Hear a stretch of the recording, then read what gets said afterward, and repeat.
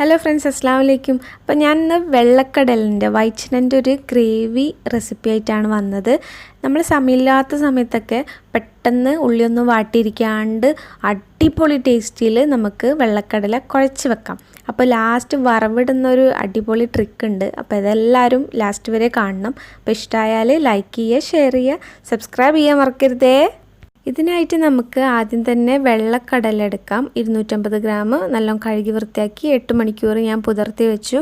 എന്നിട്ട് അതൊരു കുക്കറിലേക്ക് ഇട്ടിട്ട് 2 ടീസ്പൂൺ ഇഞ്ചി വെളുത്തുള്ളി പേസ്റ്റ് ചേർക്കാം.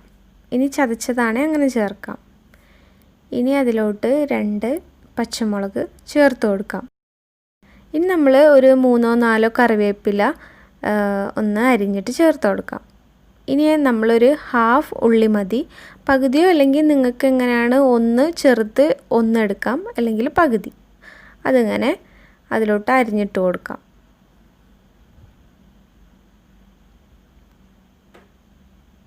ഇനി ഒരു തക്കാളി എന്തായാലും വേണം കേട്ടോ. അതും ചെറുതായിട്ടൊന്ന് അരിഞ്ഞ് ചേർത്ത് കൊടുക്കാം. ഇനി അതിലോട്ട് ഒരു ടീസ്പൂൺ മഞ്ഞൾപ്പൊടി ചേർക്കാം. 3 ടീസ്പൂൺ മല്ലിപ്പൊടി ചേർത്ത് കൊടുക്കാം. പിന്നെ ഒരു 1/2 ടീസ്പൂൺ വലിയ ജീരകത്തിൻ്റെ പൊടി ഫെനൽ സീഡ്സും ചേർത്ത് കൊടുക്കാം. പിന്നെ ഒരു 1/2 ടീസ്പൂൺ റെഡ് ചില്ലി, ഞാൻ ഇവിടെ കാശ്മീരി ചില്ലി ആട്ടോ. പിന്നെ ഒരു 1/4 ടീസ്പൂൺ കുരുമുളക് പൊടിയും പിന്നെ നമ്മൾ ആവശ്യത്തിന് ഉപ്പും ചേർത്ത് കൊടുക്കാം. എന്നിട്ട് നമ്മൾ എന്താ ചെയ്യേണ്ടതെന്ന് വെച്ചാൽ ഇത് കൈ നന്നായിട്ട് കഴുകി വൃത്തിയാക്കിയിട്ട് ഇത് എല്ലാം കൂടി നന്നായിട്ടൊന്ന് കുഴച്ച് കൊടുക്കാം. ഈ ഉള്ളിയും തക്കാളിയും എല്ലാം ഒന്ന് നല്ല രീതിയിൽ ഒന്ന് നമ്മൾ കുഴച്ച് കൊടുക്കാം. ഇനി ഒരു 2 ഗ്ലാസിൻ്റെ അടുത്ത് വെള്ളം നമ്മൾ ചേർത്ത് കൊടുക്കാം. അതായത് നമ്മളെ ഈ കടല എത്ര ഉണ്ടോ അത്രയും നമ്മൾ വെള്ളം ചേർത്ത് കൊടുക്കണം കേട്ടോ. നമ്മൾ കുക്കറിൽ കടല എത്ര ഹൈറ്റിലാണോ നിൽക്കുന്നത് അതേ ഹൈറ്റിൽ തന്നെ നമ്മൾ വെള്ളം ചേർത്ത് കൊടുക്കണം. ഇനി ഞാനിവിടെ ഒരു 3 വിസലിൽ ഇത് വേവിച്ചെടുക്കാൻ പോവാണ്. ലോ ഫ്ലെയിമിൽ വെച്ചിട്ട് 3 വിസൽ കേട്ടോ. എന്നിട്ട് പൂർണ്ണമായിട്ടും ആ വിസലെല്ലാം പോയതിന് ശേഷമാണ് ഞാനിപ്പോൾ ഇത് ഓപ്പൺ ചെയ്തത്. ഓപ്പൺ ചെയ്താൽ ഇങ്ങനെ ഉണ്ടാവും, വലിയ ലുക്കൊന്നും ഉണ്ടാവില്ല കാണാൻ. അപ്പോൾ നമ്മളൊരു കയ്യിലോ തവിയോ വെച്ചിട്ട് നന്നായിട്ടൊന്ന് ഇളക്കി കൊടുക്കാം കേട്ടോ. നന്നായിട്ട് മിക്സ് ചെയ്യുക. ഇനി നമുക്കത് വറവിടണം. അതിനായിട്ട് ഇനിയാണ് ട്രിക്ക്. അതിനായിട്ട് ഒരു പാത്രം വെക്കാം. അത് ചൂടായാൽ നമ്മൾ 2 ടേബിൾ സ്പൂൺ വെളിച്ചെണ്ണ ചേർത്ത് കൊടുക്കാം. എന്നിട്ട് അത് ചൂടായി കഴിഞ്ഞാൽ 1 ടേബിൾ സ്പൂൺ കടുക് ചേർത്ത് കൊടുക്കാം. എന്നിട്ട് അത് പൊട്ടി വരുന്ന സമയത്ത് നമുക്ക് 1 ടീസ്പൂൺ നമ്മളെ ചുവന്ന മുളകിൻ്റെ ഫ്ലേക്സ് ഇല്ലേ, ചില്ലി ഫ്ലേക്സ്, അത് ചേർത്ത് കൊടുക്കാം. ഈ സമയത്ത് ഫ്ലെയിം നമ്മൾ ഓഫാക്കാം, അല്ലെങ്കിൽ കരിഞ്ഞു പോവും.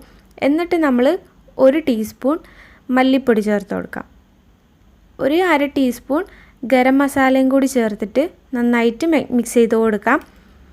എന്നിട്ട് നമ്മൾ ഫ്ലെയിം ഓൺ ചെയ്യുക. ഈ സമയത്ത് 2 കറിവേപ്പില ഇട്ട് കൊടുക്കാം.